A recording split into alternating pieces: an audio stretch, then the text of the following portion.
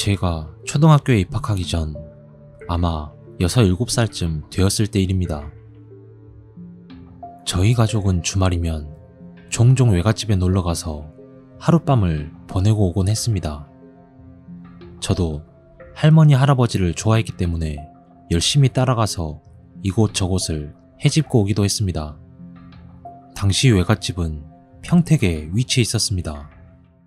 저희 가족은 서울에 살고 있었고 그날도 어김없이 외갓집에 가게 되었습니다.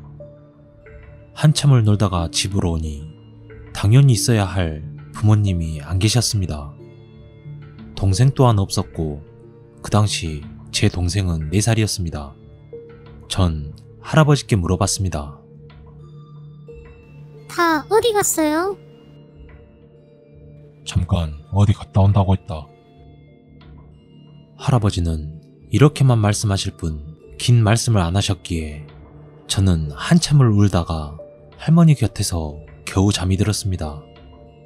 부끄럽지만 제가 응석바지라 부모님이 안 계시면 큰 소리로 펑펑 울어대곤 했습니다. 할머니도 그 사실을 아시기에 저를 바로 곁에 두시고 함께 잠이 드셨나 봅니다. 그렇게 한참을 자던 저는 갑자기 들려오는 빗소리에 눈을 떴습니다. 눈을 떠보니 창문 밖으로 비가 내리는 게 보였고 저는 한참 눈을 반짝거리다가 현관문을 바라보았습니다. 외갓집은 안방에서 자면 현관문이 보이는 구조였습니다. 그때 시각은 아마 새벽 2시. 아무도 있을 리가 없는데 현관문 앞에서 누군가가 서성거리는 게 보였습니다. 그것도 현관문이 불투명 유리라서 형태만 보이는 상태였습니다. 전 문을 열어줘야 하나 싶어서 몸을 뒤척거렸더니 주무시고 계실 거라 생각한 할머니가 제 어깨를 꼭 안으시면서 말씀하셨습니다. 보지 말고 그냥 자. 할머니의 이상한 행동에 저는 궁금증을 참지 못했습니다. 저 사람 왜 집 앞에서 계속 왔다 갔다 걸어요? 전 할머니께 물었지만 할머니는 말없이 꼭 껴안을 뿐이었습니다. 그렇게 할머니의 품 안에 안겨 그 사람을 계속 쳐다보고 있자 하니 이상한 사실을 눈치챘습니다. 분명 시계는 2시에서 3시 사이를 가리키고 있는데 이상하리만치 밖은 밝았습니다. 그 사람은 긴 검은색 머리에 하얀색 옷을 입고 있었습니다. 그리고는 현관문에서 가만히 계속 저를 쳐다보더니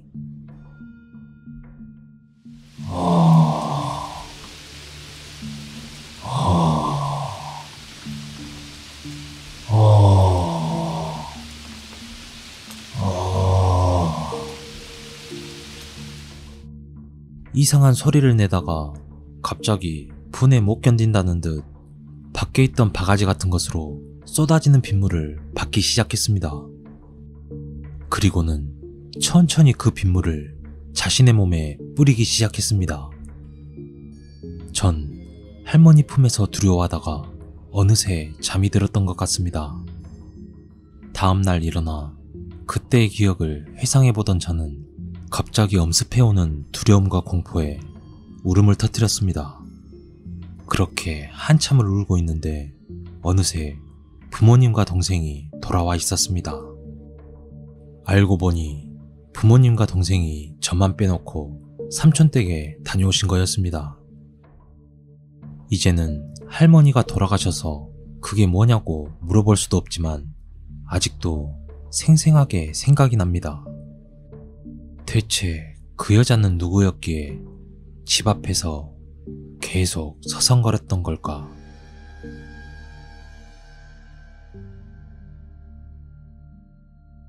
이 이야기는 컬투 정찬우가 실제로 군생활 도중 겪었던 이야기다.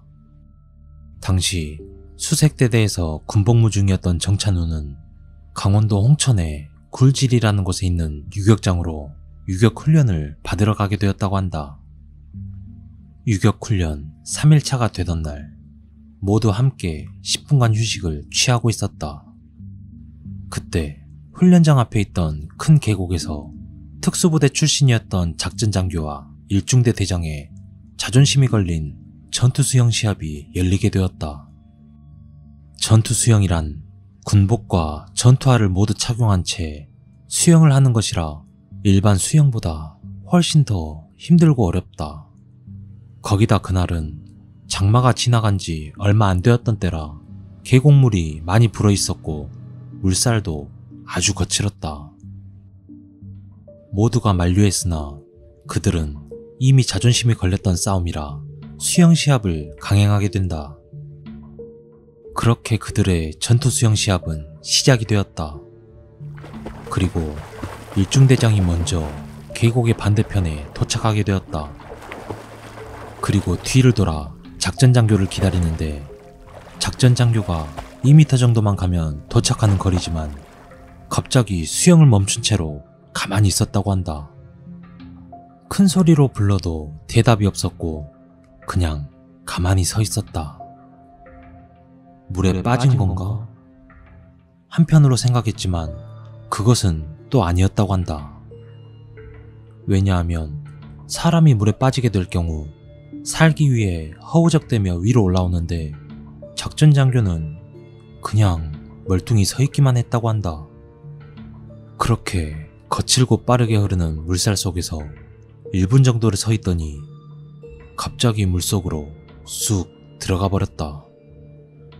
그리고 한참이 지나도 작전장교는 물 밖으로 나오지 않았다. 이에 훈련장은 난리가 났고 모든 훈련이 취소되었으며 UDT 대원들이 와서 계곡을 샅샅이 뒤졌으나 끝내 작전장교는 찾지 못했다고 한다. 그렇게 3일이 지났고 작전장교의 시신을 찾았다. 하지만 작전장교의 시신은 사라졌던 그 자리에 그대로 있었다고 한다. 심지어 떠내려가지도 않고 말이다. 사고 당시 물살이 굉장히 빨랐기에 시신이 떠내려가지 않고 그 자리에 그대로 있을 줄은 상상도 못했다고 한다. 하지만 이게 끝이 아니었다. 작전장교의 시신을 옮기고 난 뒤 시신이 발견된 곳에 긴 말뚝을 박아 표시를 해두었는데 말뚝을 아무리 빼려고 해도 빠지지가 않았다. 그런데 당시 현장에 계시던 작전장교의 부인이 그 말뚝을 빼려고 했더니 신기하게도 쑥 빠졌다고 한다. 그리고 그 말뚝을 계곡으로 던졌는데 말뚝이 떠내려가지 않고 그 자리에 한참을 빙글빙글 돌다가 떠내려갔다고 한다. 마치 그 모습이 부인에게 작별 인사라도 하는 것처럼 말이다.